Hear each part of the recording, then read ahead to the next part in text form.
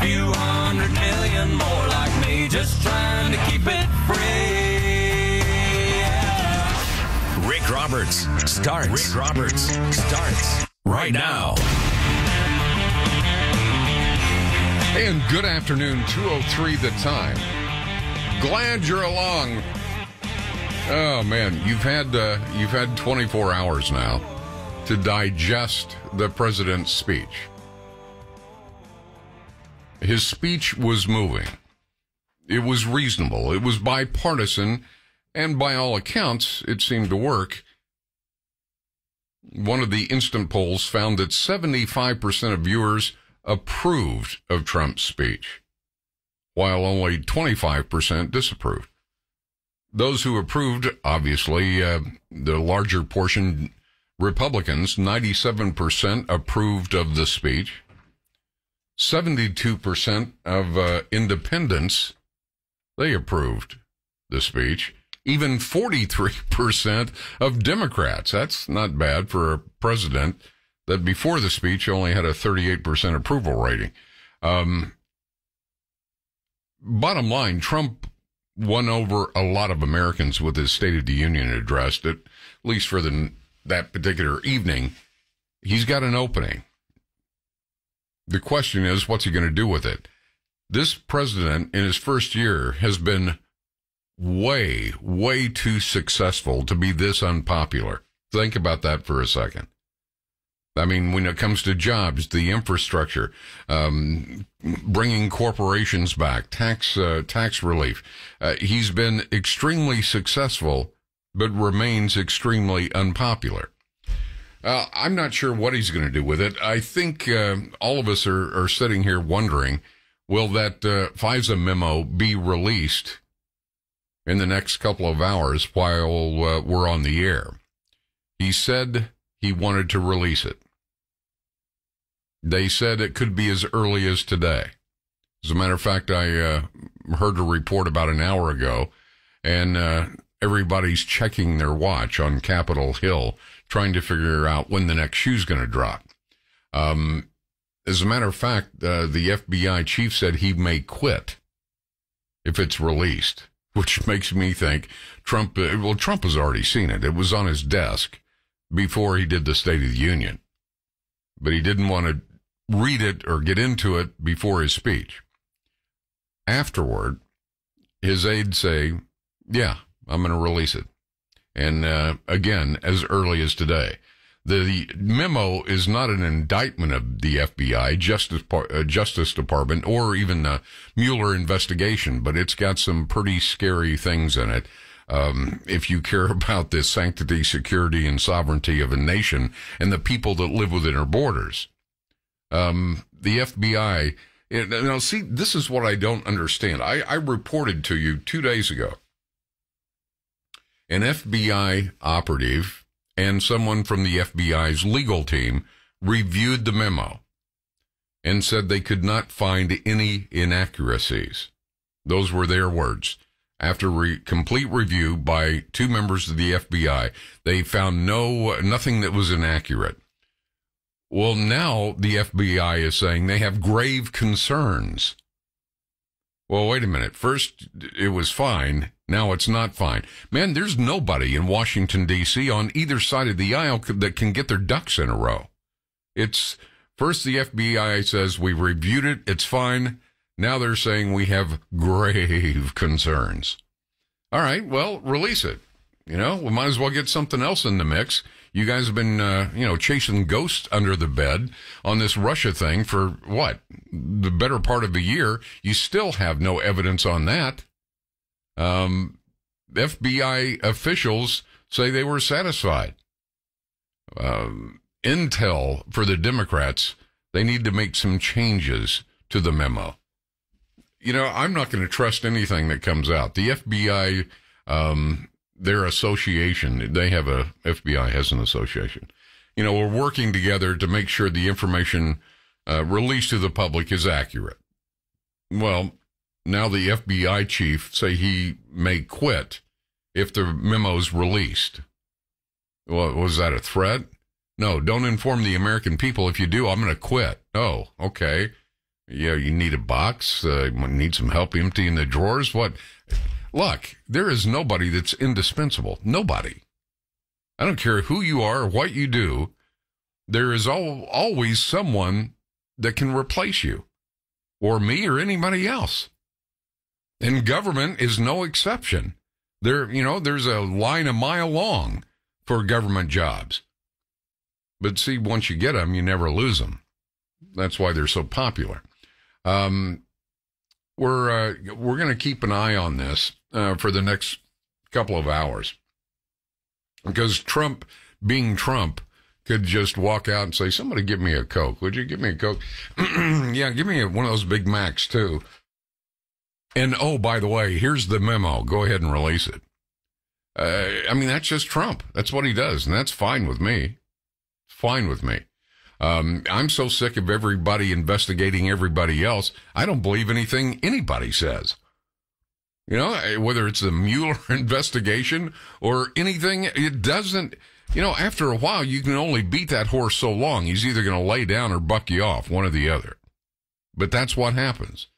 And I don't think the American people are ready to lay down. I truly, truly don't. But, as I come to the microphone today, after having 24 hours to sort of soak in, and I watched the speech a second time. Second time around, I was looking for specific things, nuances and innuendo and things like that. It was a good speech. It was bipartisan. It was a bipartisan speech. And I, for the life of me, can't understand. Now, I'm not one that is prone to cursing on the air or being ugly or mean-spirited. That's just not what I do. I can be pushed to that, however. But I couldn't believe, 41, 42, 43 members of the Congressional Black Caucus didn't get off their sorry butts not once, even when they got the information from the president that their constituents had a lower unemployment rate than they have historically. The people that voted for them, primarily the black community, they didn't stone-faced, we're not giving up nothing to you. And I thought, okay, well, forget the bipartisanship. That's not going to happen. Democrats evidently don't want you to work. Democrats, by their very reaction or lack thereof, don't want you to succeed. They don't want you to be critical thinkers. They don't want you to go out and take chances, starting a startup business or going to work for somebody in co-ownership or doing anything without them. I've been telling you this for a decade or more. The Democrats' platform is not creating opportunity for you to take advantage of if you so desire. It is to make people more dependent on them. If you are not dependent on a Democrat, they have no use for you. Yes, but I'm an American. They don't care. They shut the government down over 600,000 people that weren't even citizens. Democrats don't want you to work. They don't want your wages to go up. They don't want an increase in minimum wage. They don't want anything unless they provide it. Now, look, it's a good tactic for job longevity. They don't want a pathway to citizenship in 12 years. They want votes right now from those they bring into the country. I have not seen as much rancor and divided legislation as I have seen in this Democratic Party. If you're a Democrat listening to me right now, I know you don't feel this way. You can't. So why are you allowing your representatives to act this way? You don't like Donald Trump? Fine. You think he's a womanizing slob? That's your business. That's your prerogative. But in the first year, he's been extremely successful by anyone's measure and still remains as unpopular as most presidents ever are. So how did that happen? How did that happen? That's like saying, Rick, your ratings are phenomenal. You're number one in the market, but I hate you, man. I really hate you. Yeah, maybe I understand this more than I thought. No, I mean, it's crazy. It really, really is crazy the way it's working. If you're a Democrat listening to me, you're working a job, probably. I seriously doubt many people are sitting at home in their pajamas watching black and white reruns of I Love Lucy, drinking tepid orange juice, waiting for the mailman to come with their monthly check, and listening to talk radio. The things just don't work together like that. So if you're a Democrat and you're listening, you're probably working. You're probably involved with something at school or extracurricular activities with your kids. Are you getting the representation that reflects you, your way of life? If you are, then I'm totally wrong. I'm totally wrong. 2:14 the time. I got more to say. We'll do that. And we'll take your calls. 1-800-288-WBAP, 1-800-288-9227. Release the memo. Release the hounds. I mean, let it all come out. You know, who are we protecting? Nobody in D.C. has got one thing to lose because we don't trust any of them.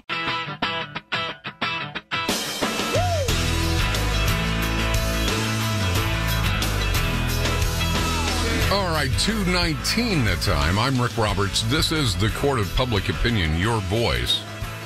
Your opinion, your attitude on the issues of the day. And I can honestly say, I've been in talk radio, on television and radio for 24 years. I can honestly say I have never seen the Democrats pull back the curtain on the stage as much as they are now. Nancy Pelosi. Now she's under friendly fire from a fellow Democrat for her response to President Trump's immigration plan. She called it a blueprint to make America white again. What kind of rhetoric is that? I mean, it's designed to do one thing: divide the voters. That's it. That's it. I mean, everywhere you look. What was her name? Democrat Rep. Frederica Wilson. Well, didn't attend Trump's first State of the Union because she doesn't think he deserves to be honored. To go would be to honor the president, and I don't think he deserves to be honored at this time after being so hateful towards black people and black countries. Good Lord. And she's an African American. Unemployment in the black communities is at its lowest, and she can't acknowledge that? No, she can't. She's a Democrat. To acknowledge that would be to acknowledge that a Republican actually did something that a former Democratic president didn't do. So she has to shun it. Do you see what I'm saying? Democrats don't want you to work. They want you dependent. Look, here's the thing. Government cannot grow in size and scope without more people being dependent on it. I've said this 1,000 times, 1,000,000 times. Government has no money. They don't have a diamond mine underneath the White House. The government has $0. They either borrow it from other countries and you pay it back, they print it and you stand good for it, or they tax it directly out of your pocket. The government can't give anyone anything without first taking it from someone else because they don't have any stuff. Listen to me. The government has no stuff. So when a Democrat says, vote for me and I'm going to give you this and I'm going to give you, where are you getting it? Well, don't worry about that. I'm going to make sure you get, well, where's it coming from? Oh, well, that's if you knew that, you're just not smart enough to figure that out. Let me handle that for you. Just vote for me and I'll take care of you. That's what they told the black communities for a half century.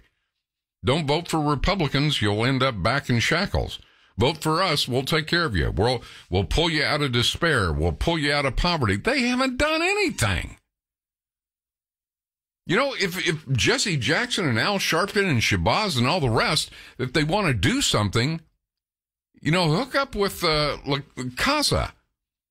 Go out and build homes for people. Go to the black communities. Look at the zoning laws. Get rid of the crack houses. Help rebuild some of the schools, or at least buy the kids some books. Do something to the infrastructure. You can go back to the same neighborhoods that were basically nothing more than slums.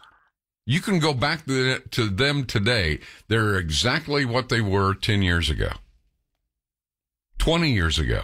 No change.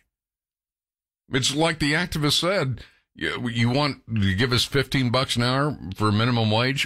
What would that be for? We don't have any jobs in this part of the town. We don't have any jobs in this community. Nobody wants to put up a business here.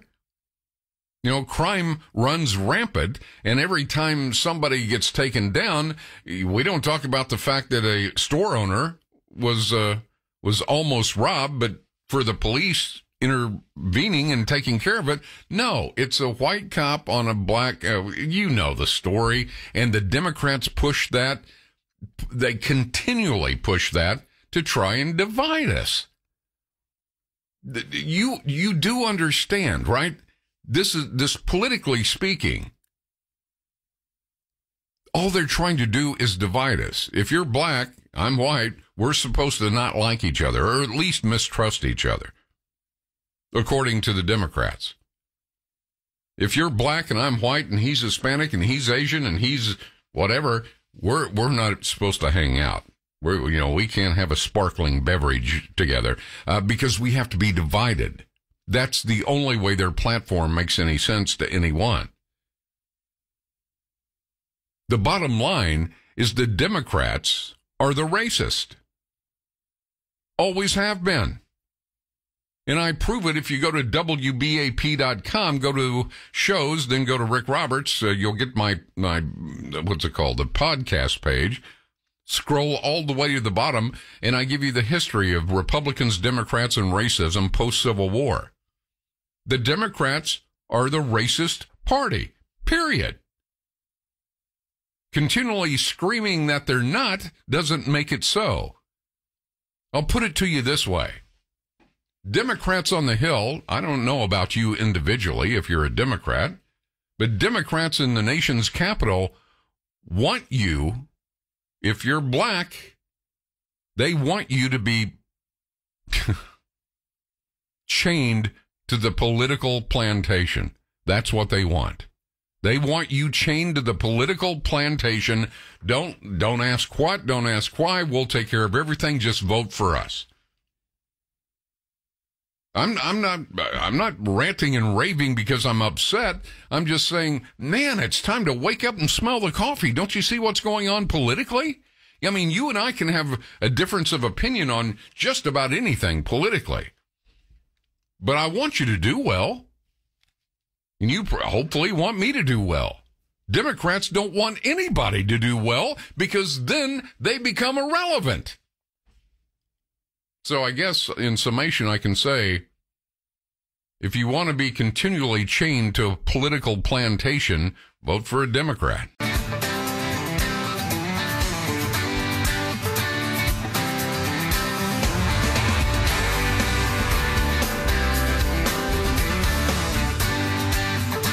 All right, 2:32 the time. Don't forget our positive cop story. That'll be coming up after a while. We do that every day. Certainly, there are those that can find something negative to talk about every single day in law enforcement. Yeah, I get that. But there's also many positives that the lamestream media simply ignore because, well, they're just doing their job. Yeah, well, I think you ought to point out once in a while some things that are happening you don't even know that are happening. So, and by the way, if you have a positive cop or sheriff or anybody in law enforcement about a positive story, you can email me at rickrobertsshow, rickroberts@WBAP.com, 2 S's, Rick Roberts, there's the first one, show, there's the second, at WBAP.com. All right, let's go to Ed in Dallas. Ed, thanks for waiting. How you doing, Ed? Hello, Ed. Okay, let's go to Joey. Joey, thanks for waiting. Hey, Rick. How you doing today? What's that? I said, how are you doing today, Rick? I'm doing well, thank you. Good. Hey, I believe you and a few million more like me get it. And it's the few million others that I worry about. But one thing that's kind of stuck with me for a while is you hardly ever hear anything about it, but it's this character and judgment issue that they fry Trump with all the time. Right. I got to looking back at our last 4 presidents. We had a guy that said he inhaled. I mean, he smoked, but he didn't inhale. Right. He had the affair with a young lady. We had another president that admittedly had a huge struggle with his drinking and his personal issues that he overcame, thankfully. We had another president that said he enthusiastically smoked marijuana, snorted cocaine, and partied when he was in college. And we got another guy that seems to be vilified that says, I've never had a drink or never used drugs or substances because I know it's bad for you. And I can't understand, if we're going to have a judgment and character test, why out of the last 4 presidents it seems like the mainstream media thinks that Trump's the worst or in worst judgment of the 4. This is what I tell people, Joey, and maybe you agree. I'm not looking for a spiritual advisor. My pastor will take care of that. I'm not looking for a role model for my kids. I try to do that myself. This is a purely business proposition to me. Don't spend more than you take in. In other words, do what we have to do. Stop treating Americans like walking, talking ATM machines. Stop extending, different government programs to people that simply don't deserve them. And you can't afford it anyway. As I said, the government can't do anything for anyone without taking money from somebody else first. They keep talking about, well, we don't want redistribution of wealth. We've already had that. We've had that forever. A new government program is going to do this or that or the other thing. There is no new government program without some working taxpayer funding it. So, as far as I'm concerned, there are human frailties all over the nation's capital. There's no doubt about that. And I think sometimes, based on what it takes to be in politics, personality types and that inflated sense of self and all the rest, I think sometimes they're more prone to get themselves in a jackpot than most people. But at the end of the day, we want good legislation. The problem is Democrats, and you can call me biased, call me whatever you want, but it's true. Democrats don't want Americans to be gainfully employed. Democrats don't want Americans to be successful. Democrats don't want you to do anything on your own without their help. As I said, that's probably why the Congressional Black Caucus sat on their hands instead of applauding the news that their constituents are benefiting from the president's policies. Maybe, think about this. Maybe the Democrats would rather people be enslaved to the welfare system. Oh, that's right. That's exactly what they want. That's exactly what they want. They want you to be enslaved to the welfare system. As a matter of, I'm not going to go over it again, but that was part of the shift when the Democrats went from creating the KKK to harass freed black men and what they called radical Republicans. Part of that shift was, hey, we can't be outwardly racist anymore. So now we'll do it. What do we do now? Oh, I know. We'll make minorities, especially blacks, we'll make them as dependent as we possibly can on the government. That way we still control the votes. I'm not making that up. That's a fact. What Democrats don't understand is that kind of thinking runs counter to the American spirit. Even some guy sitting there fully capable of working but sitting on his butt because he's just more comfortable, down deep inside of him someplace, the American spirit resides. The American spirit, they want jobs. They don't want government handouts. Or basically, they don't want another American working on their behalf because that's what a government handout is. All right. Good call, Joey. I appreciate it. Let's go to, is it Brian? Brian, thank you for waiting. How you doing, Brian? I'm good.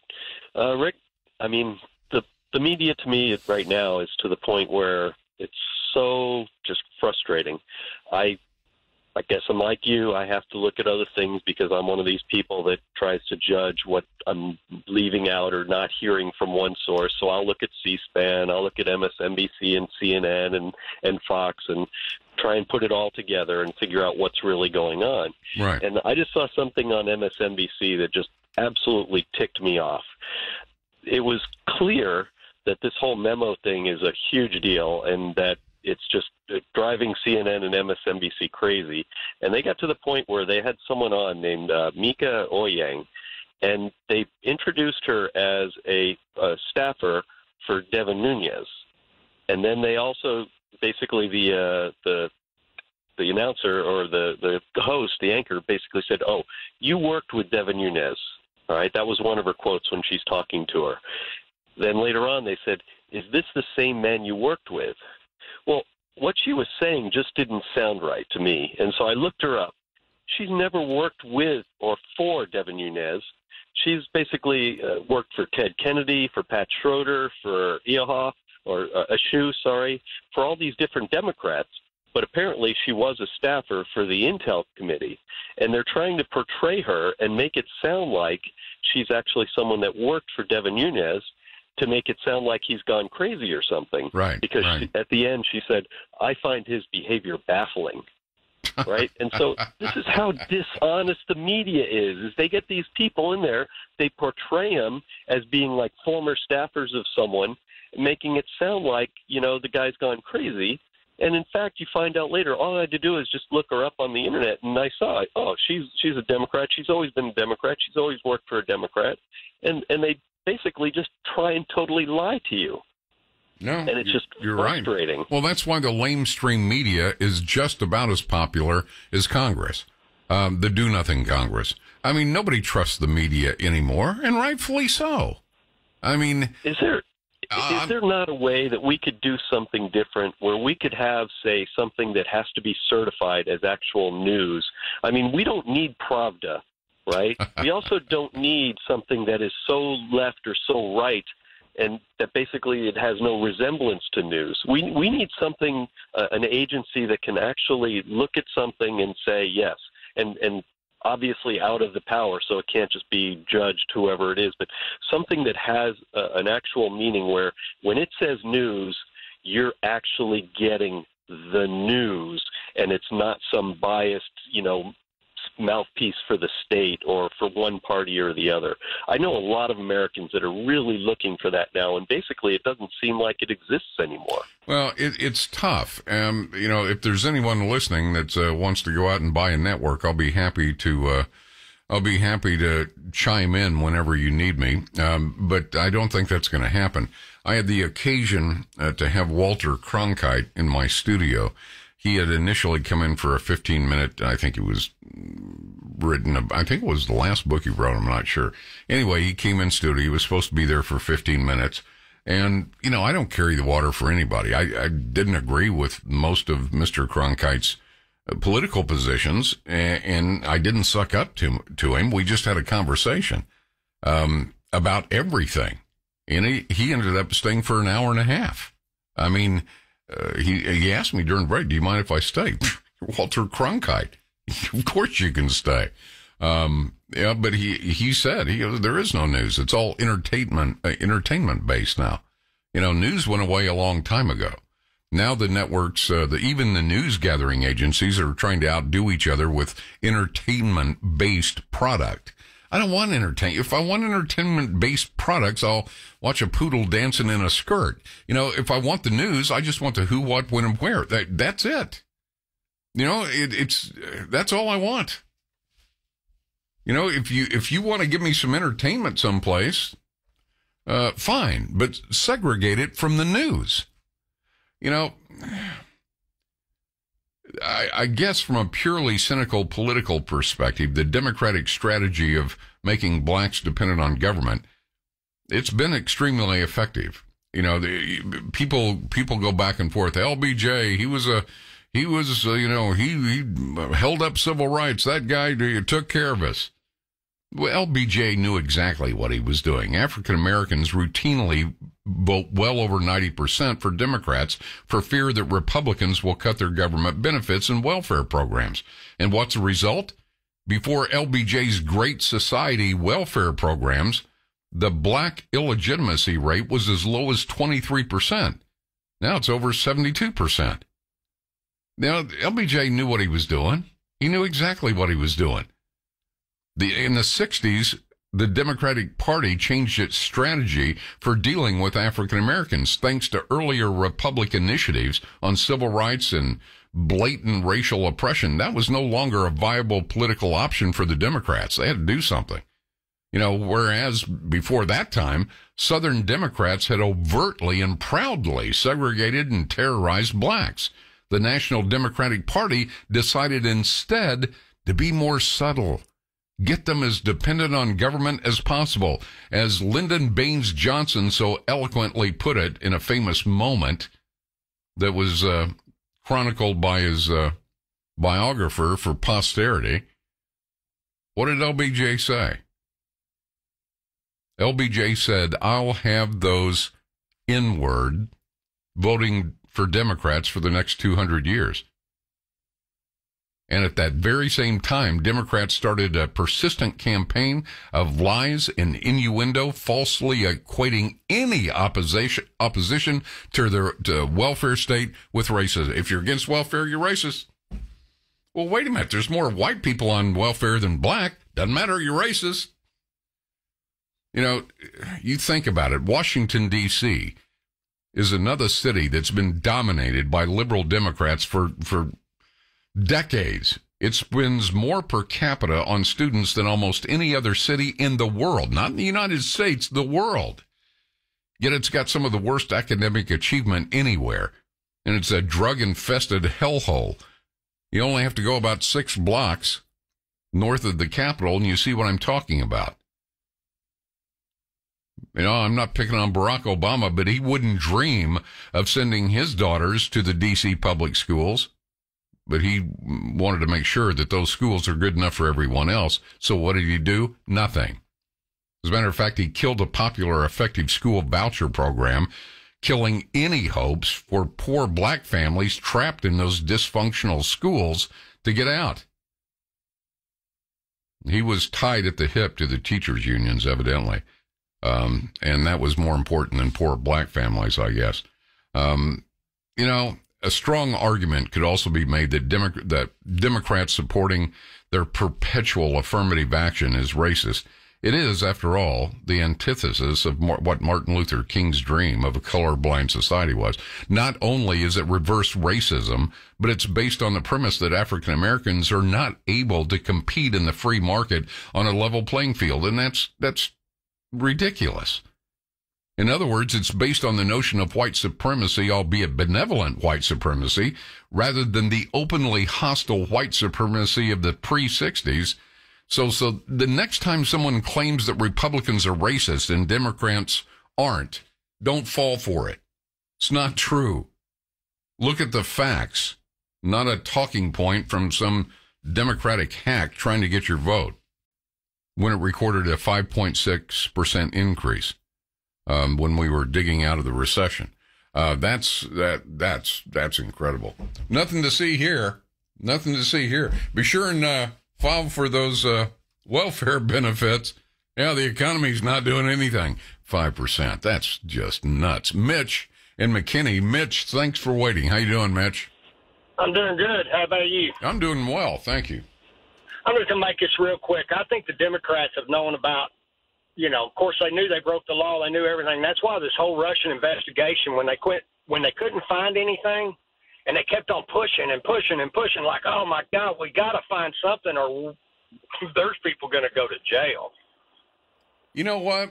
Mitch, I'm glad you brought that up because as far as these, I'm so sick of memos and emails and servers and, I'm just sick of it all. Here's the bottom line.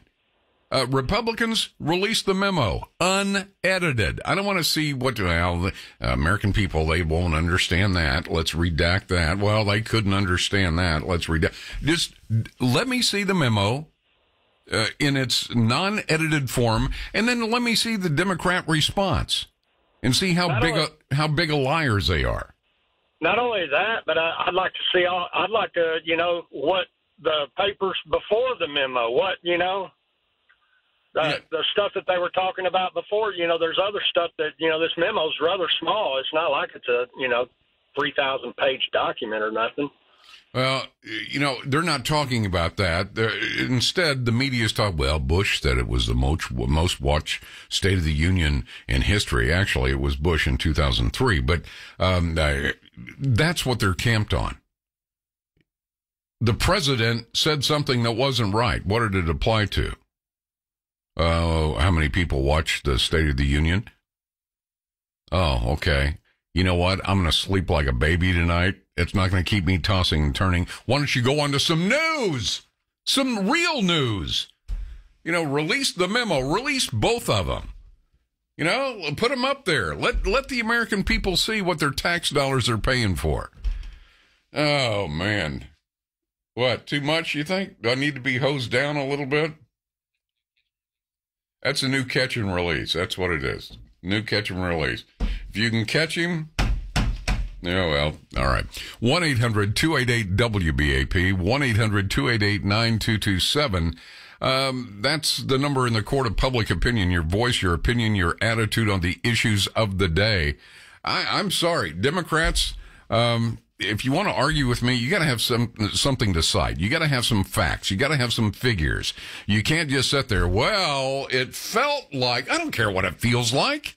I don't care what it feels like. What is it for real?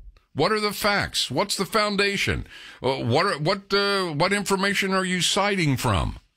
That's what Americans want. We don't want your damn handout. We don't want a welfare check. We want to go to work. We want to make a decent wage. We want to be able to raise our families.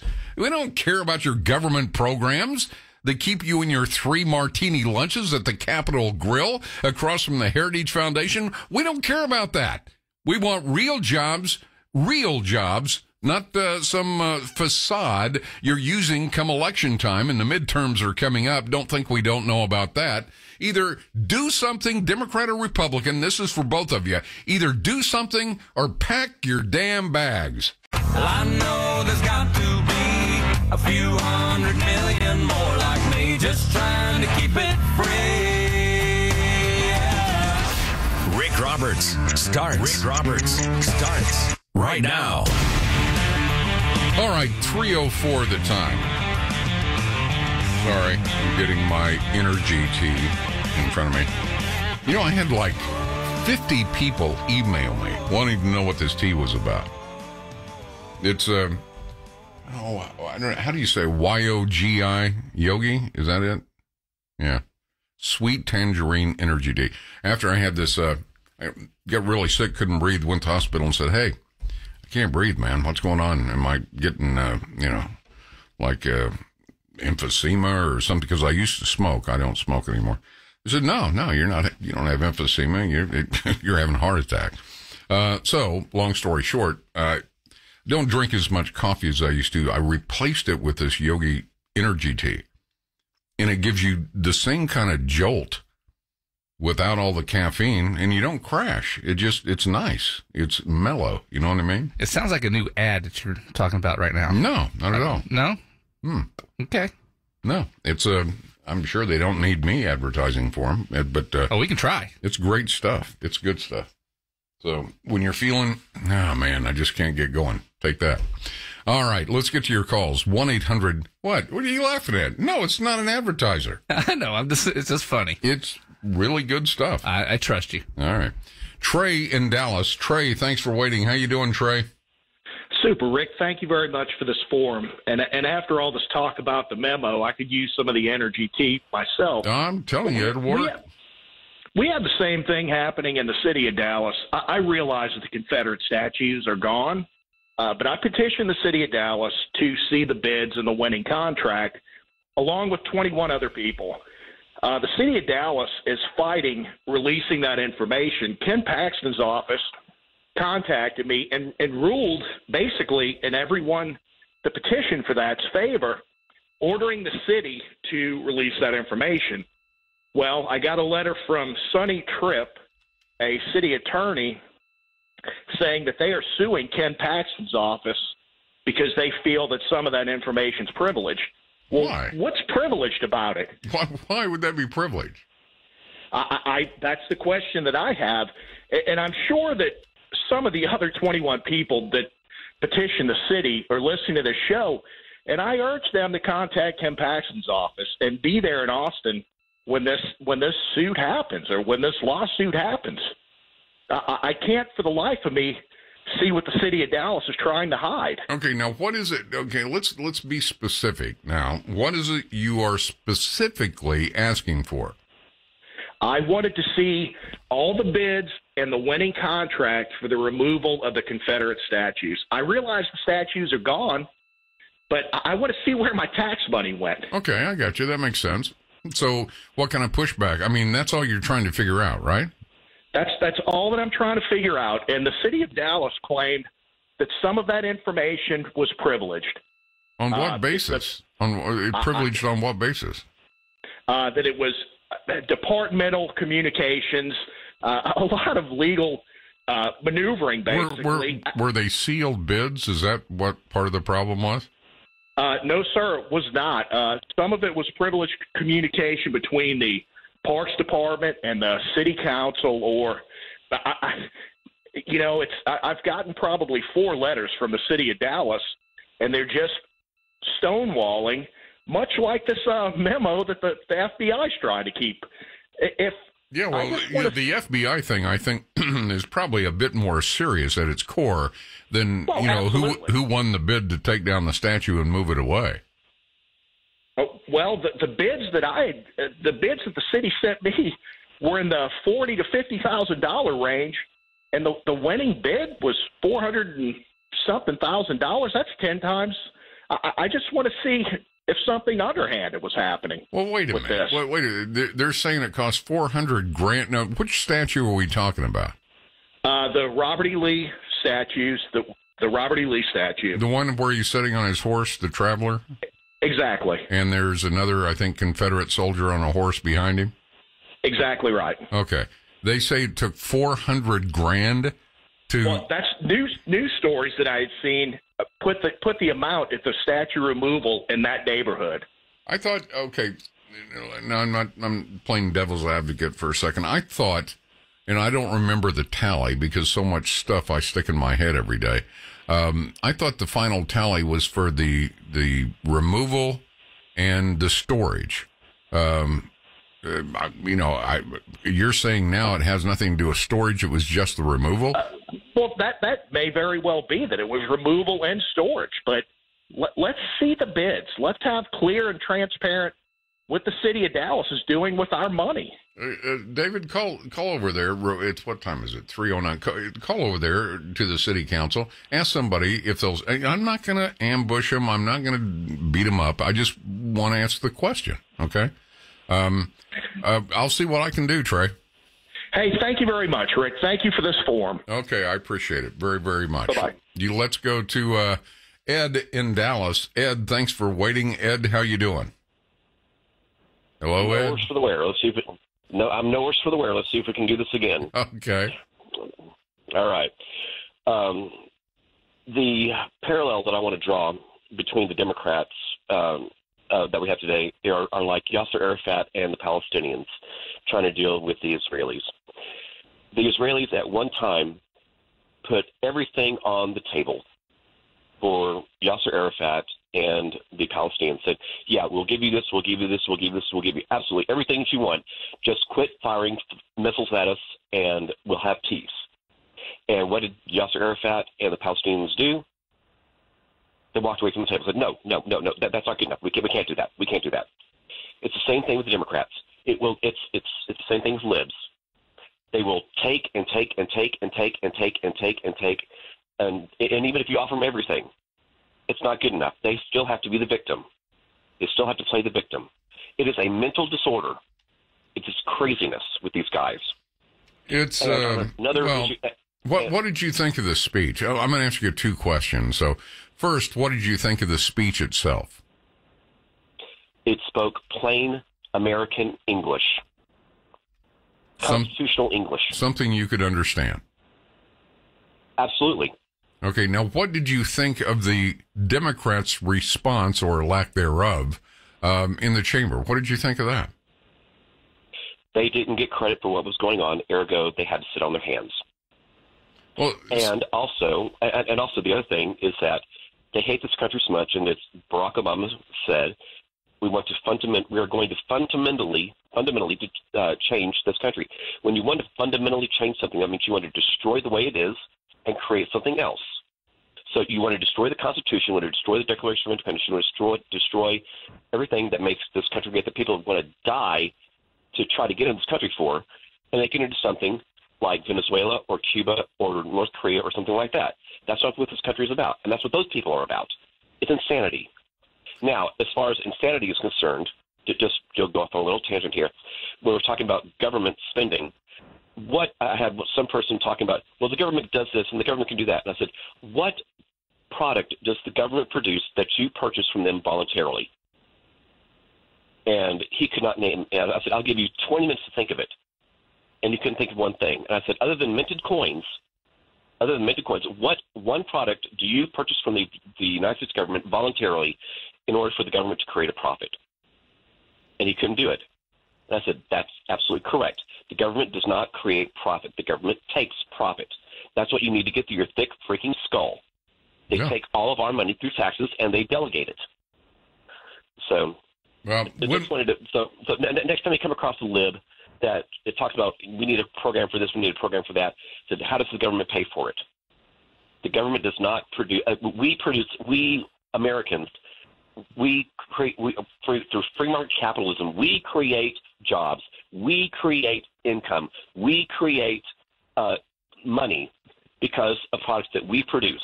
The government doesn't produce one damn thing that we want other than minted coins. Oh, yeah. I mean, if you go back and read the founders, and I'm talking about all of them, it was very clear. The vision was very clear for this new human experiment called America. What they called the general government. That's what we call the federal government now, but they called it the general government back then. It was very clear and very limited in scope of authority. Most of the authority and most of the latitude was given to the states.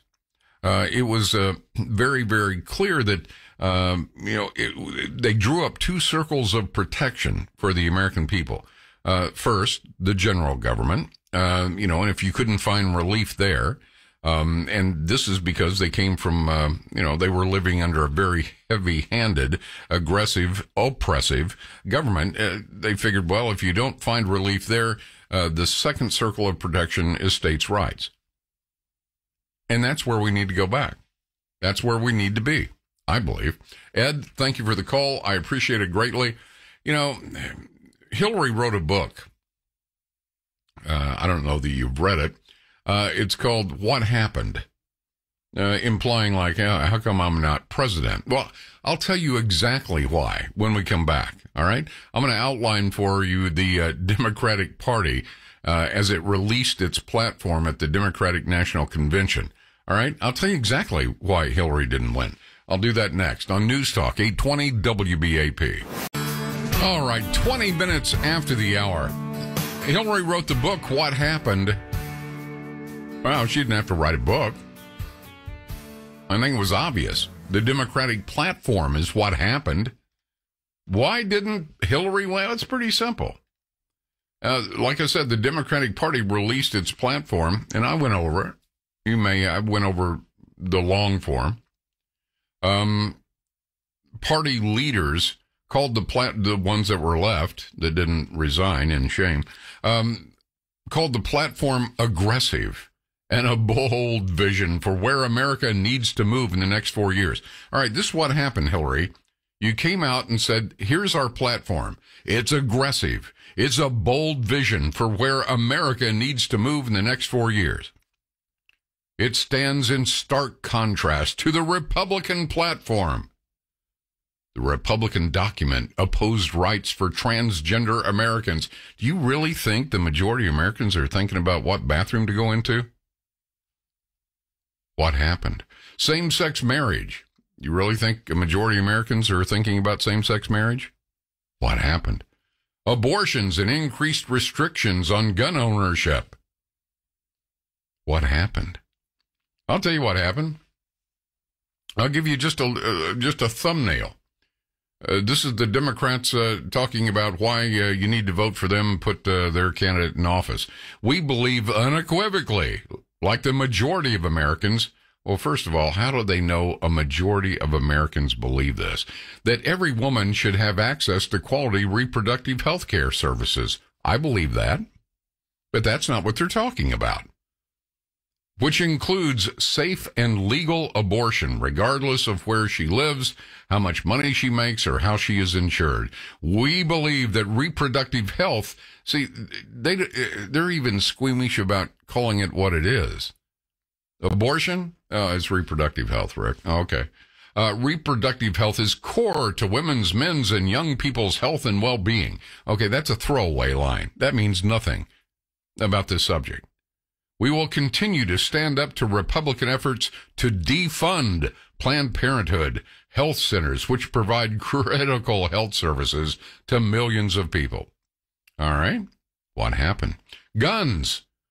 We're going to build on the success of the life-saving Brady Handgun Violence Prevention Act. We will expand and strengthen background checks, close dangerous loopholes in our current laws, repeal the Protection of Lawful Commerce in Arms Plan to revoke the dangerous legal immunity protections gun makers and sellers now enjoy, and keep weapons of war, like assault weapons. All right, which one of you geniuses is going to define that? And large-capacity ammunition magazines off our streets. What happened? LGBT, I don't have time to go through all the letters. Democrats believe that LGBT and so on rights are human rights and that American foreign policy should advance the ability of all persons. I'm going to reread that because it didn't make sense to me the first time. LGBT rights are human rights and that American foreign policy should advance the ability of all persons to live with dignity, security, respect, regardless of who they are or who they love. We applaud President Obama's historic presidential memorandum on international initiatives to advance the human rights of lesbian, gay, bisexual, transgender. I don't have time to go through the list. You get it. Which combats criminalization, protect refugees. Okay, first of all, if you're getting treated badly overseas because you're gay, there's laws against that to begin with, your gayness notwithstanding. We will continue to stand with LGBT people. Okay, do you think the majority of Americans trying to work 2 and 3 jobs to put food on the table are thinking about that? Gosh, I hope those gays in Saudi Arabia are doing okay today. Phew. Kids, as you eat your beanie weenies, I want you to be thinking about the LGBT folks in Syria, okay? All right. War on drugs. The war on drugs has led to the imprisonment of... What happened?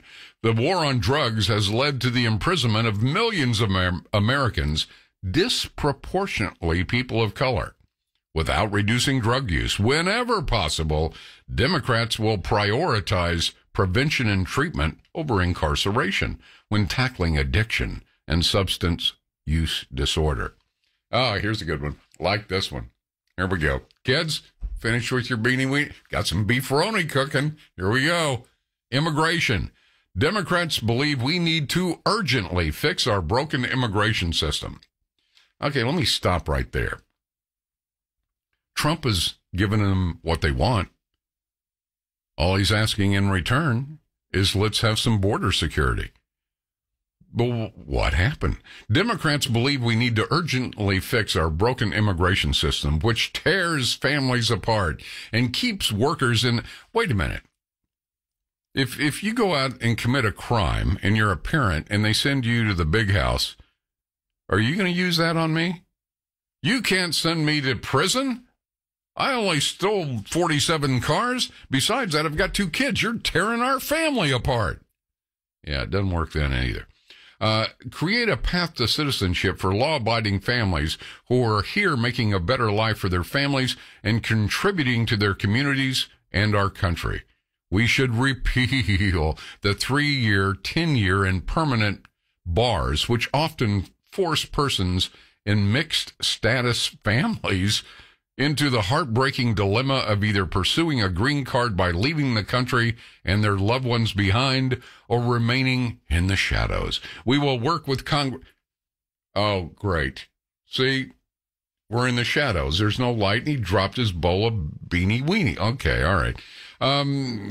We will work with Congress to end the forced and prolonged expulsion from the country that these immigrants endure when trying to adjust their status. Okay, everything they asked for in their platform has been given. Yet Hillary Clinton still wants to know what happened. What kind of future we're going to have and what kind of a nation we're going to be. 1 year later, more take-home pay, 2.4 million new jobs. Hispanic American, African American unemployment, the lowest rate ever. The stock market, biggest tax cuts, rising wages. The state of our union is strong. The next 3 years. More work to be done. Happens here. News Talk 820, WBAP. All right, 3:33 the time. You know, the Democrats wouldn't even stand for the national anthem.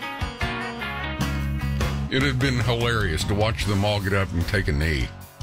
Of course, I don't know, that some of them are way too old. Take a crutch, maybe, you think?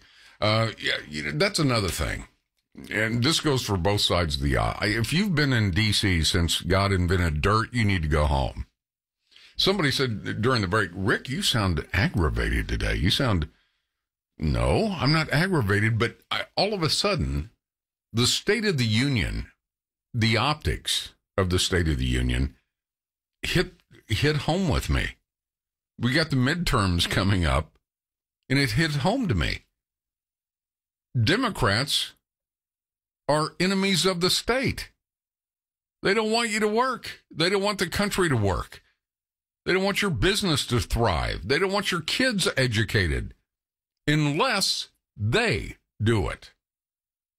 That's not what this country was founded for. We didn't get out from underneath one person's thumb to get under somebody else's. All right, I'm going to stop. I'm going to stop right now. 1-800-288-WBAP. 1-800-288-9227. Let's go to your calls. John in Fort Worth. John, thanks for waiting. How you doing, John? Another day, baby. Another day in paradise. You bet. They looked like they stopped at the big bowl of laxative and drank it and realized, oh, my God, this thing is taking a little bit longer because it was all kicking in at the same time for every one of them. Look at Cory Booker's eyes. He was about to crap his pants. He was so angry. Okay? He's lost his mind, I think. The last guy was correct. It doesn't matter what you give them. Their anger is doubled. They'd be pissed off anyways, even if Mike Pence was up there, Ted Cruz, any one of the other 69 candidates that were running for the last presidential election on the Republican side, they were going to be pissed. Trump, being Trump, and I'm in the customer service business, so I always have to apologize ahead of time for my bedside manner.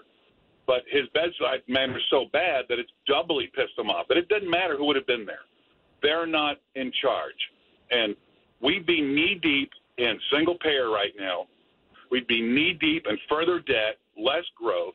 And I told the call screener, the reason I really called was I don't need anybody to tell me we're at 5% or 5.4% growth when I have 2 requirements.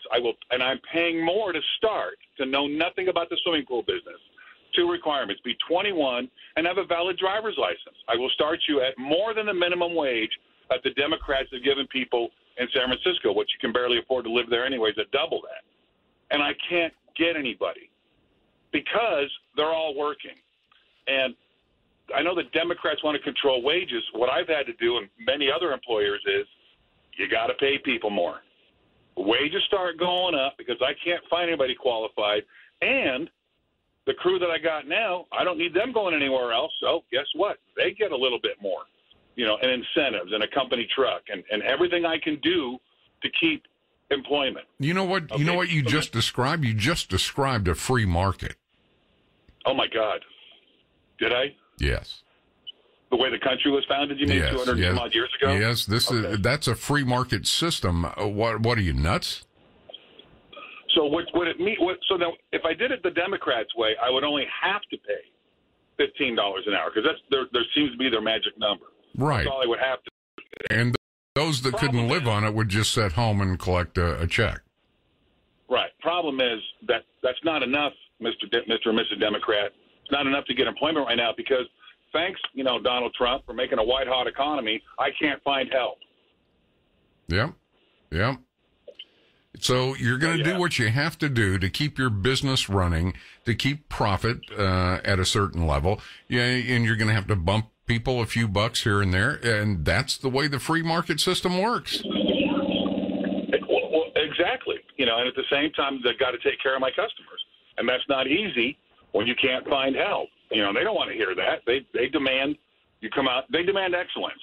We try to give excellence here, but this is how it works. Okay, really, I would prefer 6 to 8% unemployment because then there'd be lots of people knocking on the door looking for a job. Yeah. And I'm being funny. No, I don't want 6 to 8% unemployment. I want everybody working. But right now, anybody who comes in here to my place of business that says they're employable are not.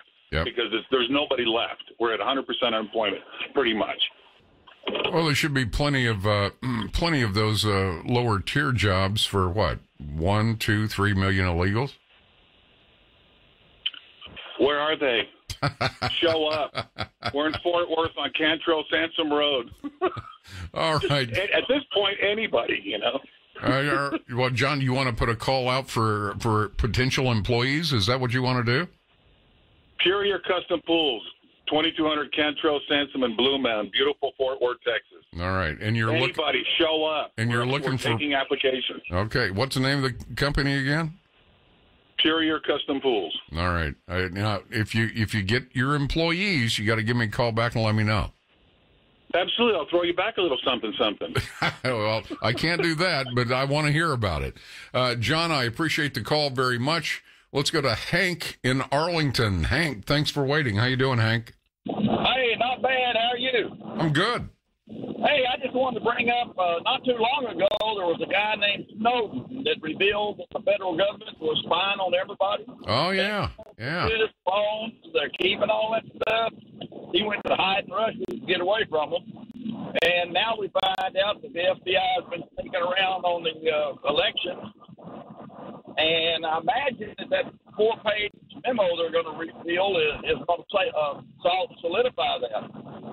Well, it's, the people that have looked at it, I'm going to punch you down here, Hank, because we got a lot of wind noise. You must be driving in a convertible. I'm kidding. The people that have seen it say it's going to be shocking to the American people. But it's hard to gauge that because people in D.C. don't think much of us as it is. They think we're too stupid to understand the workings of government when I would put my money on just about anybody in my audience against those that are up there living in the bubble. But you may be right. It may, it may have something to do with the WikiLeaks. Who knows? I appreciate the call, Hank, very much. Let's go to James in Mansfield. James, thanks for waiting. Hi.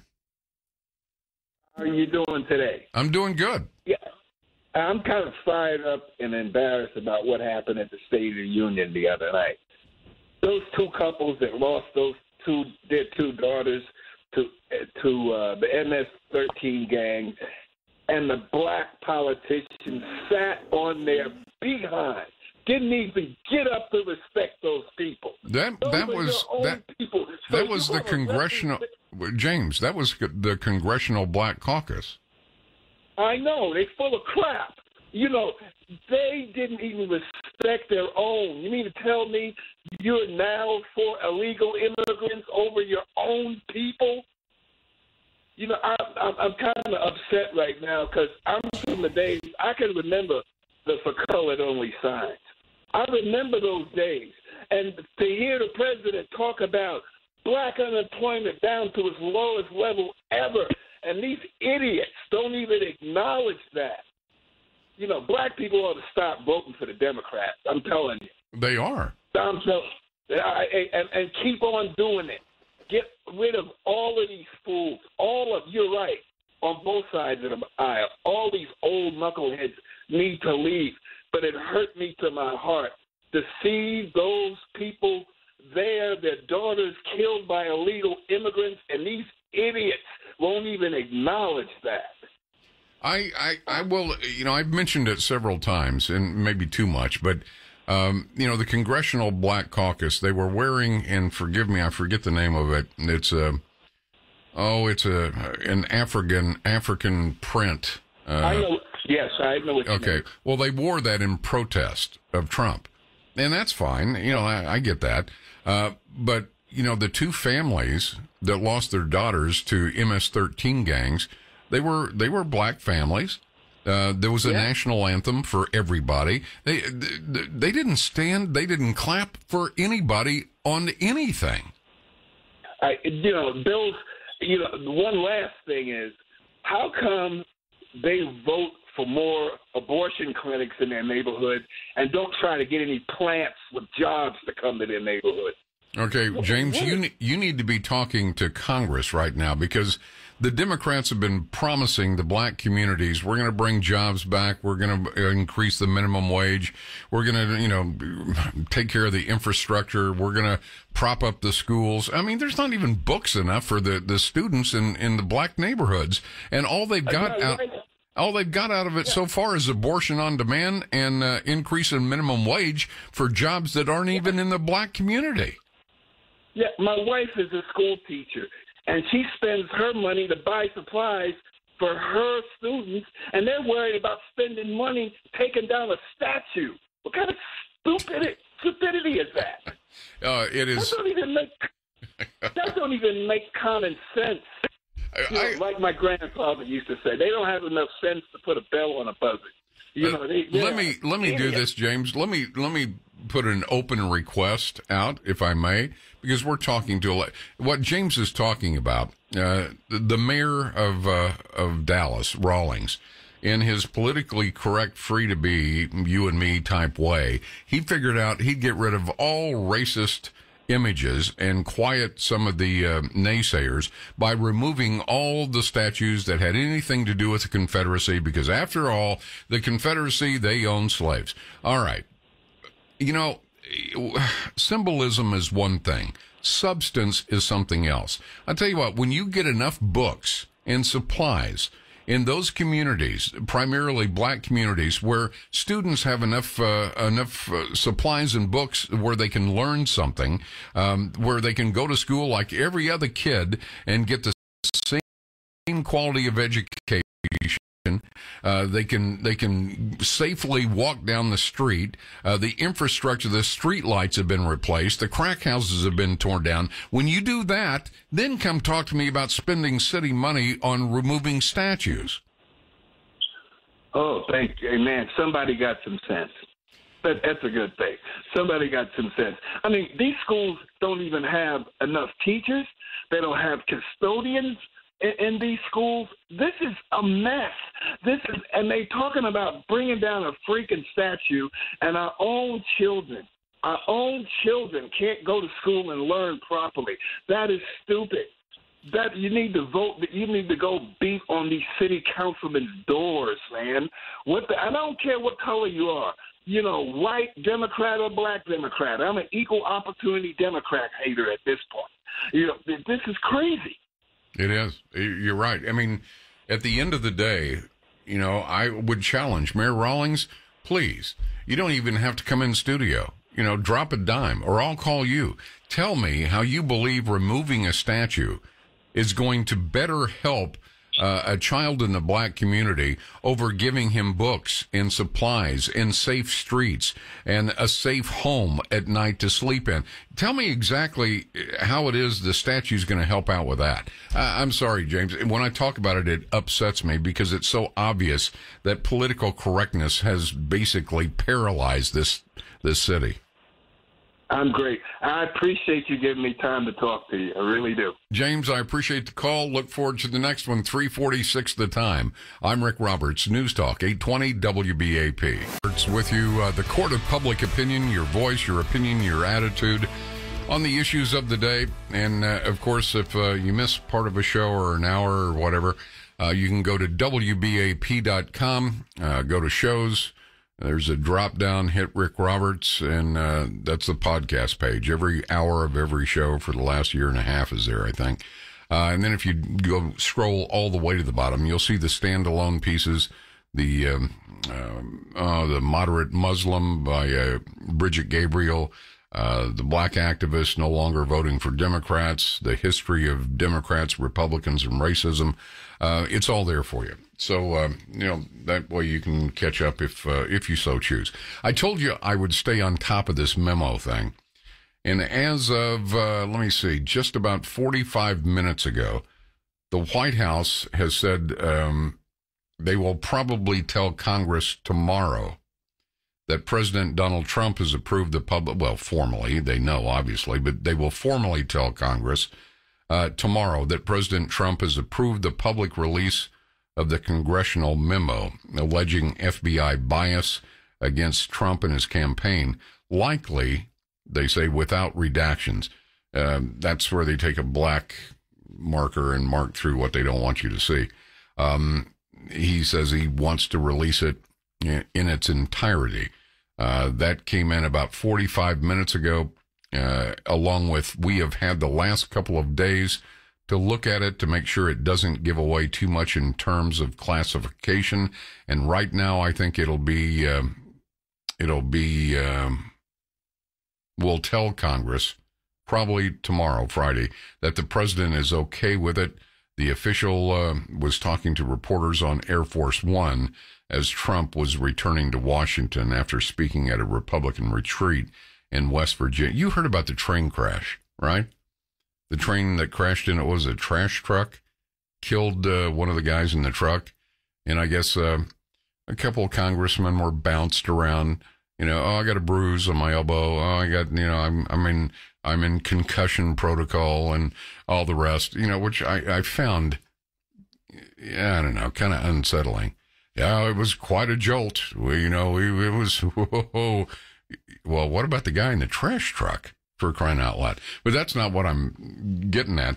A CNN contributor wrote, well, it looks like, based on the train wreck, God is trying to help us clean up the stink. Those were his exact words, talking about all the GOP members on the train that crashed. CNN was pretty quick to jump in. No, we don't pay him.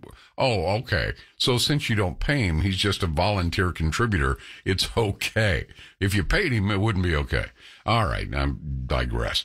The White House said about 45 minutes ago, right now, I think it'll be, we'll tell Congress tomorrow, Friday, that the president is okay with it. As I said, he was on Air Force One. I doubt there will be any redactions. And then it's in Congress's hands after that. Democrats have denounced the memo as an effort by Trump's fellow Republicans to undermine the special counsel Robert Mueller's criminal probe. I'm sick of both sides. Release both the memos. Release the Republican memo that, by the way, 2 FBI officials, one from their legal department and one agent, reviewed like 3 days ago and said they don't see any inaccuracies. And then when they find out, oh, you're going to release it to the people? What? Oh, well, we have grave concerns over what may be. Okay, stop. It's all right. So we'll see. We'll see. And maybe they'll put this thing to rest. And we can get back to the work of, working for the people that elected you. The people that elected your sorry butts and sent you to Washington, remember them? You only remember them around election time. May want to remember them right now, because the Democrats and their pathetic optics at the State of the Union, they've pretty much revealed what they're about.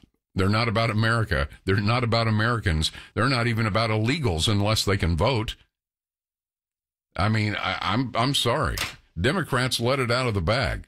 What do you think of Democrats now? Well, I know there's got to be a few 100 million more like me, just trying to keep it free. Yeah. Rick Roberts starts right now.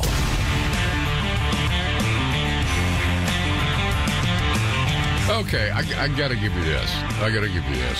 Walking down the hall, and someone calls me and said, "Hey, you're not going to believe this. Democrats love this country so much.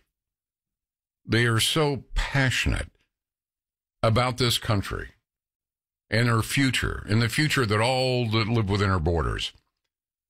It's a scenario I think all gamers can relate to.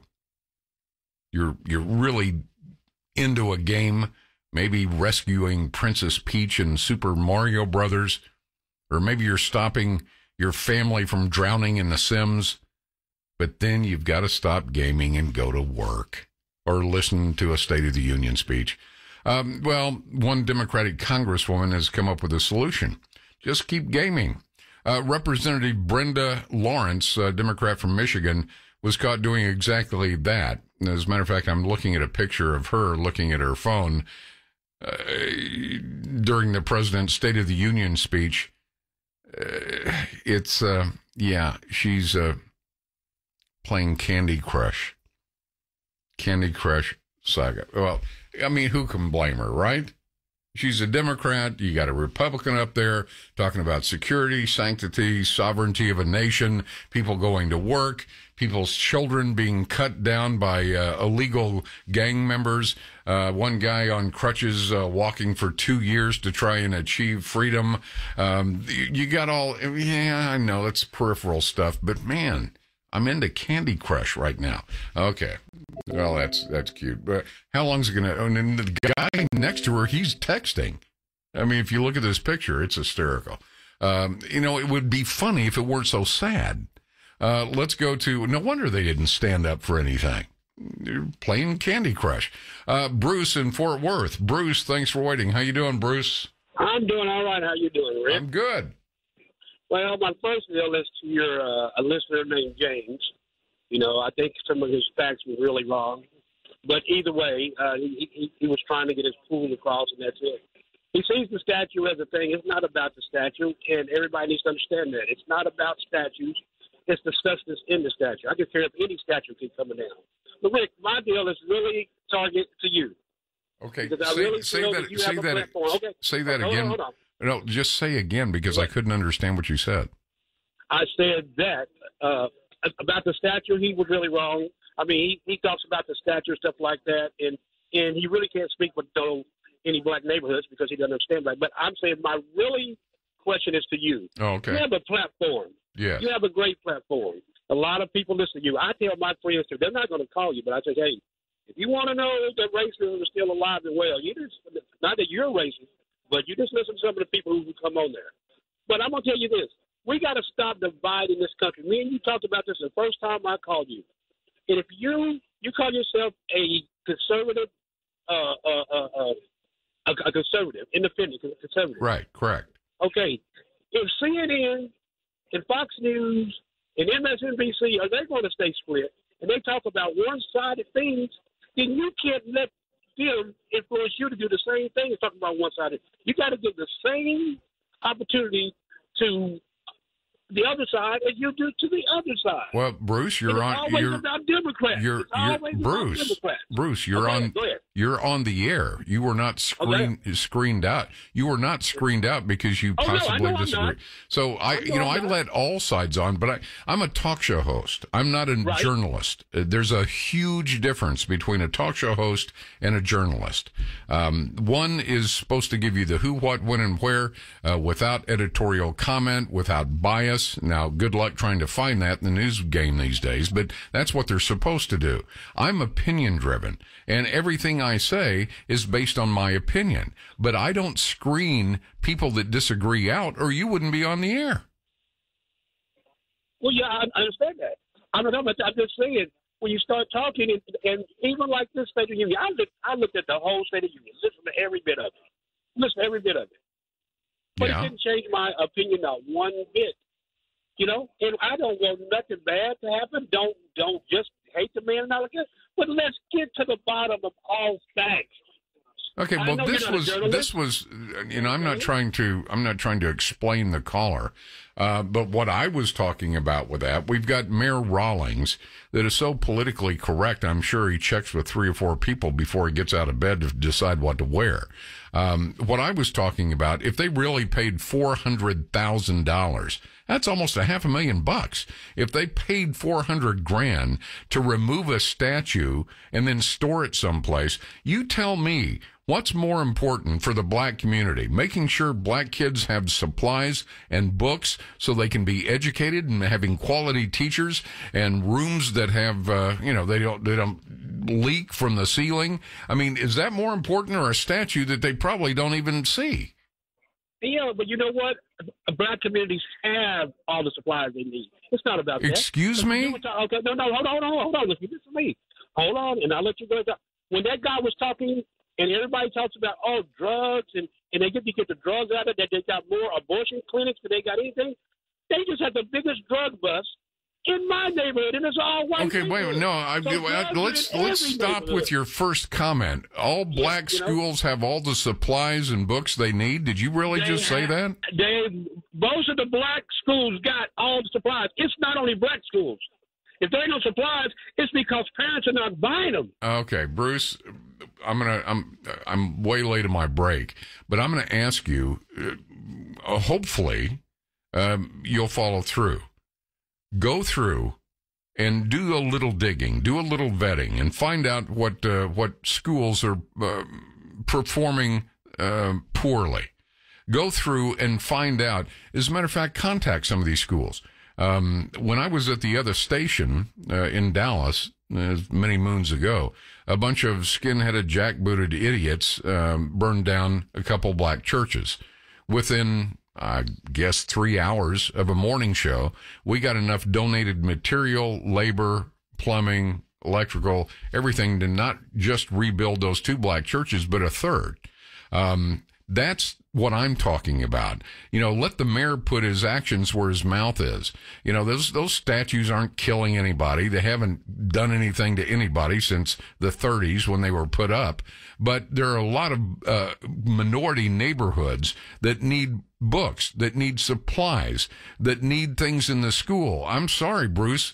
You're absolutely wrong. They don't have everything they need. If they had everything they needed, I wouldn't be bitching about it. But they don't. And yeah, other schools need it too. But what happened to all my brother's keeper money from Obama? It was supposed to pour into the inner cities, the minority communities, rebuild the infrastructure. You know, you got schools that are crumbling away, crack houses on the corner that need to be torn down. None of that happened. None of it. You had the same black politicians cruising in on their Escalades, you know, dropping off toys at Christmas and turkeys on Thanksgiving, and then cruising back to the suburbs to their new homes. Nothing happened in the black communities. It's still the same now as it was 10, 15, 20 years ago. That's what I'm talking. Bruce, I appreciate your call very, very much. Remember, your opinion is always welcome. I may not agree with it, but I'll listen to it. 4:13 the time. I'm Rick Roberts, News Talk 820 WBAP.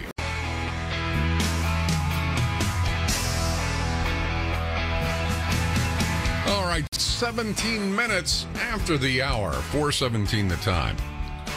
Well, Bruce thinks some of the calls that come in are racist in nature. Do you have the racist hotline opener or something there, David? I'm working on it. Okay. I didn't think so. I mean, opinions are strong about many of these issues, and they should be. You know, this is nothing flippant that you just, casually remark on it. You know, this hits at the heart and soul of where a lot of people live. But just because we disagree, let's not mirror image D.C. See, no one can disagree in D.C. any longer. It used to be that Republicans and Democrats would disagree on legislation. They'd get together, they'd work on it, compromise, and at the end of the day, the people that were served were the people that voted, you and me. Don't have that anymore. It's the politics of personal destruction. If you disagree with me, I must annihilate you in some form or fashion. And it's because Democrats are racist. Democrats are the party of racism and have been since post-Civil War. They don't want you to work. They don't want your kids to be educated. They don't want a critical thinking society. They want you to be as dependent on them as you can possibly be, because that's how they control your vote. Now, you can disagree with me if you like, that's fine, but all the facts point to exactly what I'm telling you. The only way government increases in size and scope is if more people are dependent on it. The more people that are dependent on something, the more powerful it becomes. And the same is true with government. They don't want you to have guns. They want you to have abortions. They don't want you necessarily to be Christian. But they do welcome into open arms everything, including the kitchen sink, in lifestyle. It's very obvious what they're trying to do, what their platform is. Do this. Just do this. You don't have to take my word for it. You know, Google search or Yahoo or whatever, search engine you use, Democratic platform. Do that and just see what it says. All right. They don't want you to work. They don't want you to succeed. They don't want you in business. If they had their way, we'd all be working for the government. If they had their way, we'd rename the United States to what? What would be the Association of Venezuela Operatives or something? I don't know. Let's go to your calls. Let's go to Clint in Cedar Hill. Clint, thanks for waiting. How you doing, Clint? Good. I want to thank your call screener for letting me through, and I want to thank you for letting me talk. Sure. Hey, I really like James, the call you had before, and it's because James, in my opinion, epitomizes the spirit of Martin Luther King, who saw people not as cogs in some class machinery, but he saw people as individuals. And we look at, and he probably doesn't see color. He just sees individuals. And that's the same idea that was put into our Declaration of Independence. It's all about the individual, and they got that actually probably from the Bible. I hate to say that, but the idea that each of us is unique. There's no two people exactly alike, and we all have unique abilities, unique character, unique personalities, and it is the uniqueness of the individual that is way more important than the class that they happen to accidentally fall into. You're great. Absolutely agree. I take it further, but, it's my belief, and I don't, push it on people. But if you want to stop school shootings, if you want to stop all the scandals in Washington, bring God back to the forefront. Human beings left to their own devices usually sink to the lowest common denominator, and I think we've seen examples of that all over the place. Well, if you look at George Washington's farewell address, you'll see that he had the same opinion. Well, okay, all right. I mean, he said that we can't, that the only true patriot is someone who has morality, and he said morality comes from the Christian religion. That's how he reasoned it out. You ought to read that, or read that to your listeners, to see how people 200 years ago actually looked at individuals. Looked at individuals, right? We weren't a herd, grazing across the Great Plains that some level of government had allowed us on. I mean, it's not that tough to figure out. We're our own worst enemies many times. We truly are. It's, I'm looking at this latest school shooting, and we had another one, just several days ago? The public schools, and this is nothing against public school teachers, please understand that. But with the government involved in public education, those matching dollars, keeping the butts in seats so you can get your dough, taking everything that has anything to do with rules, regulations, guidelines, decorum, look it up, taking all of that out of schools is put us where we are. I mean, that's precisely why we are. I'm going to be honest with you. And again, if you're a public school teacher, I'm not indicting you. You have nothing to do with the curriculum, like outcome-based education or the Common Core, or any of that ridiculous nonsense that comes from on high. The public education system, the public schools have become nothing but a giant social petri dish for every goofball agenda and narrative that comes out of Washington. If you got to take a second job to educate your kid elsewhere, do so. Homeschool. Do anything you can to get them out of what is obviously not working. And you can throw money at it all day long, but you're not going to get rid of the PC crowd that's going to turn it into something else. If it's Christmas, you say Merry Christmas or Happy Easter. Or, if boys want to play dodgeball, no, it's a form of violent behavior. You save it. If you want to go out and screw up adults with your psychobabble, be my guest. Let the kids have a childhood, for God's sake. How about that, right? I'll be broadcasting live out at the Fort Worth Stock Show and Rodeo tomorrow in Amon Carter Exhibit Hall. And hope to see a bunch of you out there. Let's go to Johnson in Granbury. Johnson, thanks for waiting. How you doing? Doing great, Rick. I'm loving this beautiful afternoon. Rick, I was telling the call screener, I voted for Donald Trump, and I still fully support Donald Trump, and everybody I know that voted for him still supports him. But, this thing we've got going in our country now, Rick, I think it's more than just a disagreement of general ideas and directions. It's a total social and cultural revolution that's going on. And I don't want anything to do with their ideas, their social beliefs, their cultural beliefs, their economic beliefs. Look at every city and town that has been ran by leftists for any time. The schools are in shambles. The city council is in strife. They usually owe a large amount of debt to the state or federal government, and I don't want nothing to do with that. I mean, to me, the proof is in the pudding. Well, it is. I mean, you would think the nation's capital would be the exception to the rule, but it's not. I mean, it's. I mean, you go literally 6 blocks north of the Capitol, and it is the worst.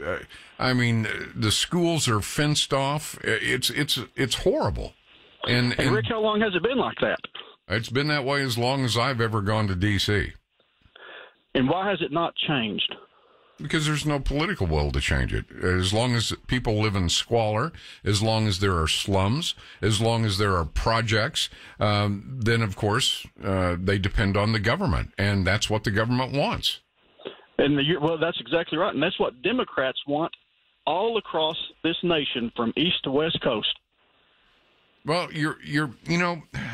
I talked about this one day. As a matter of fact, it was when I was living in Alexandria, Virginia, just across the bridge from the nation's capital. And I was talking about this when the projects went from single story sort of townhome like things. Then they decided that they'd stack all the poor people up in high rises.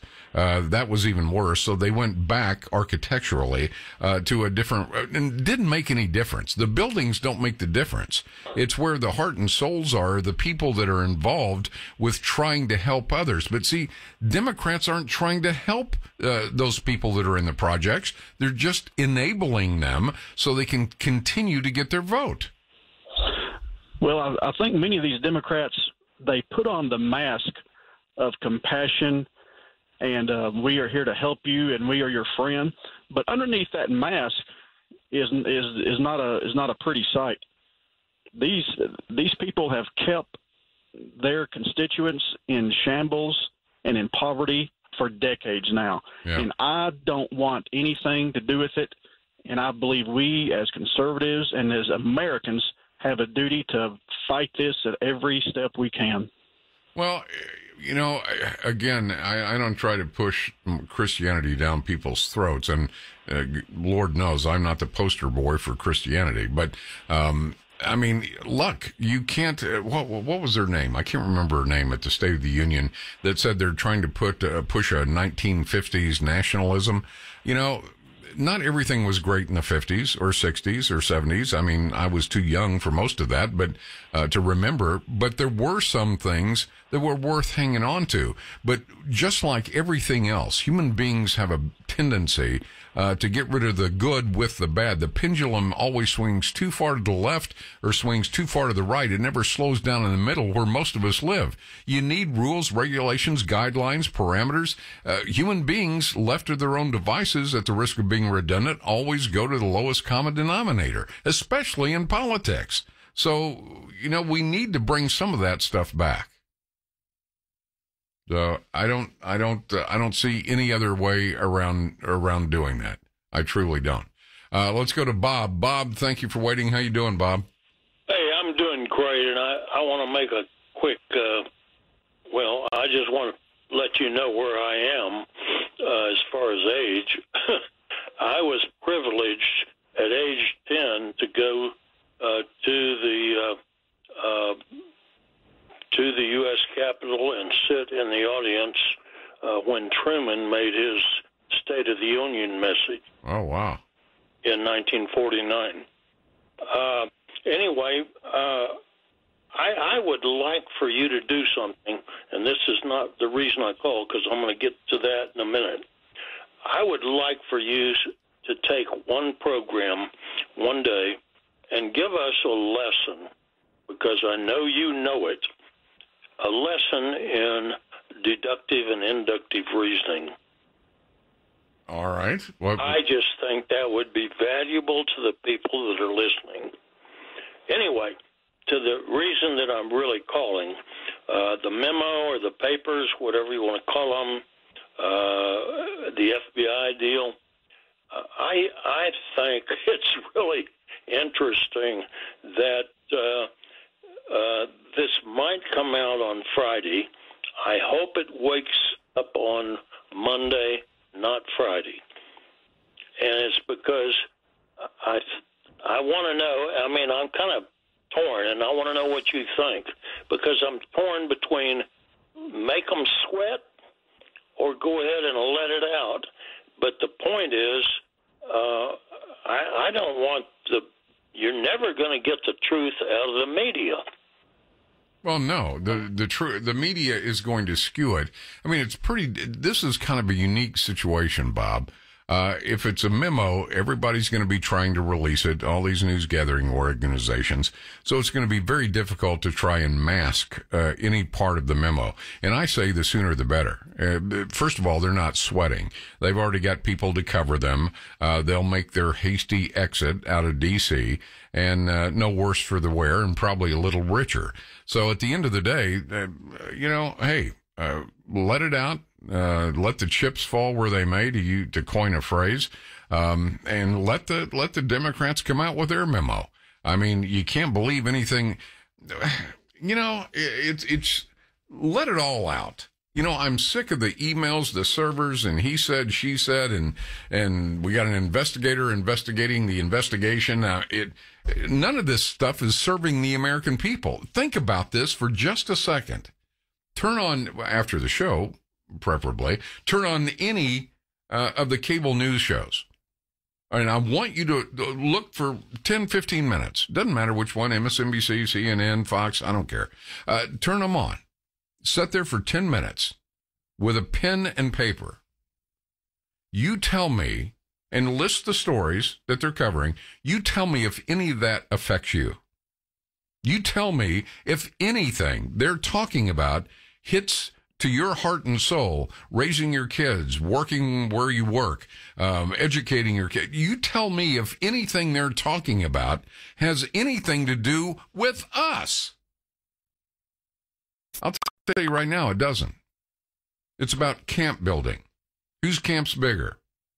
Who said this to, well, Hillary did this and Hillary did that and Trump said this and Trump said that. And now we've got a picture of this and look over here at this. None of that has anything to do with governing the country.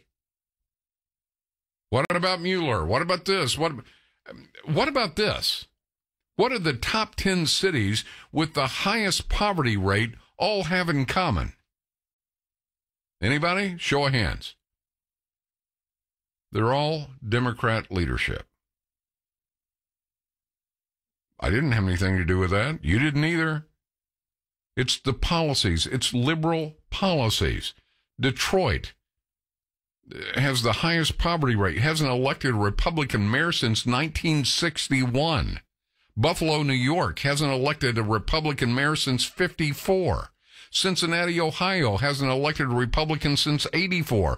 Cleveland, Ohio since 89. Miami, Florida has never had a Republican mayor. St. Louis, no Republican mayor since 1949. El Paso, never had a Republican mayor. And you can figure that one out. Milwaukee, let's see. Yeah, they did have a Republican mayor in 1908. Philadelphia, no Republican in charge since 1952. Newark, New Jersey, yes, they did have a Republican mayor in 1907. And I haven't even got to Baltimore and the rest of them, basically 45 minutes from the nation's capital. If you want to ruin something, if you want people to live in poverty, if you want people, wait a minute.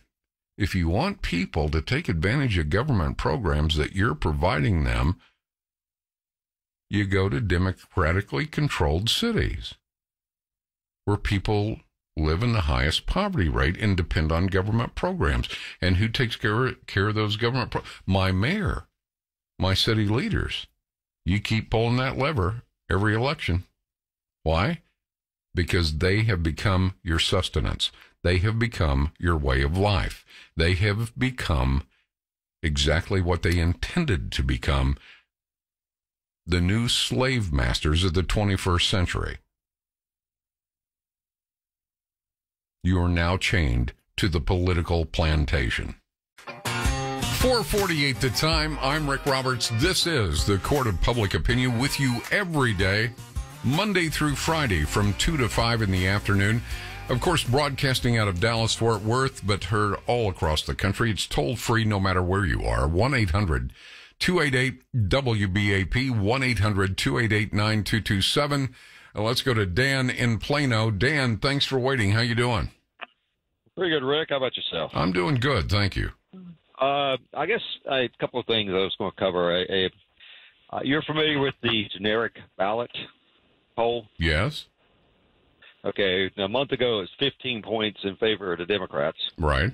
2 weeks ago it dropped to 5 points, and last week it was like 2 points, which is in a margin of error. So 15-point swing, and that's before the State of the Union. That's before the State of the Union. And normally, after the State of the Union, you get a little bump. You get a bump. He didn't get a big bump in that score. He did in popularity. He went from, whatever it was, 30-something to 42.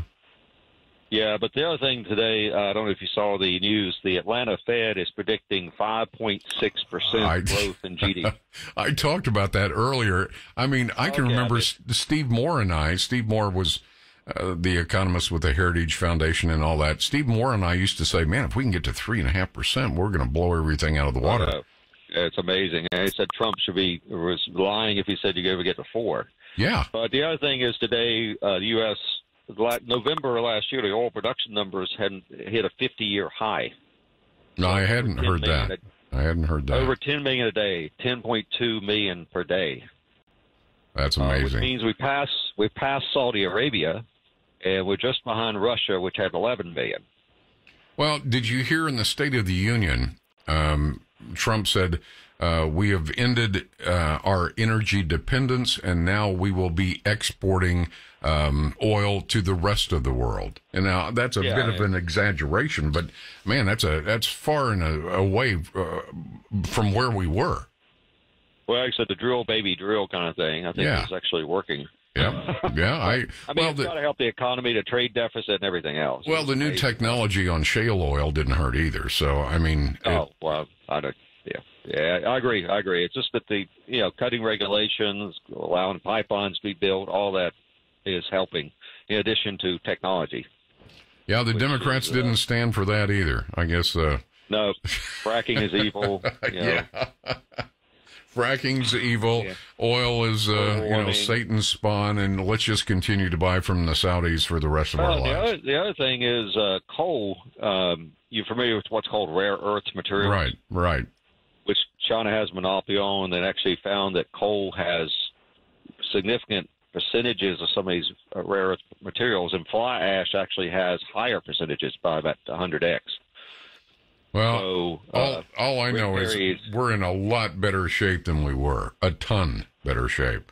And this president, he's got, unlike Hillary, he's ready for the coal mines to keep chugging along, and let's keep drilling. I mean, we're at a point where we can start exporting, oil to other people. Wouldn't that be nice for a change?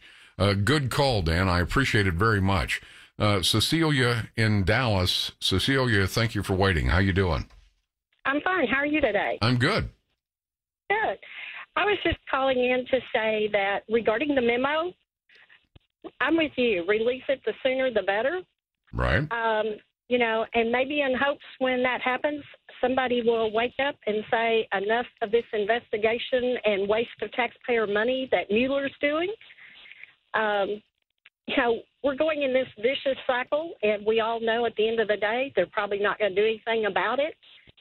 And, that's taxpayer money that could be used somewhere else. And they've given him no guidelines whatsoever. It's just got open purse strings.